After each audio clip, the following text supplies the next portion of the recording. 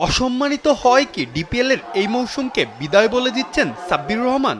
জাতীয় দলের সাবেক এই তারকা ক্রিকেটার এবার নেতৃত্ব দিয়েছেন পারটেক্স স্পোর্টিং ক্লাবকে। বকেয়া পাওনা নিয়ে পারটেক্সের ক্রিকেটাররা একত্রিত হয়েছিল বিসিবির কাছে অভিযোগ জানাতে। যদিও সেখানে ছিলেন না সাব্বির রহমান, ছিলেন না বেশ কিছুদিন অনুশীলনেও, খেলেননি দলের হয়ে শেষ ম্যাচটাও। আদৌ কি খেলবেন কিনা সেটিও এখন নিশ্চিত নয়। গুঞ্জন আছে কোচের সাথে বনিবনা না হওয়ার পর জল ঘোলা হয়ে গেছে অনেক, সঙ্গে পারিশ্রমিক জটিলতা তো আছেই। সব মিলিয়ে এবারের মৌসুমে আর মাঠে নামবেন না সাব্বির। কোচের কথায় অপমানিত হওয়াতেই সাব্বির নাকি এমন কঠিন সিদ্ধান্ত নিতে যাচ্ছেন। যদিও ক্লাবটির কর্মকর্তা সাজ্জাদ হোসেন কালবেলাকে জানান এমন কিছুই হয়নি, ভুল বোঝাবুঝি ও অসম্মানের অভিযোগটাও অস্বীকার করেন তিনি। না না, অপমান করবে কে এখানে?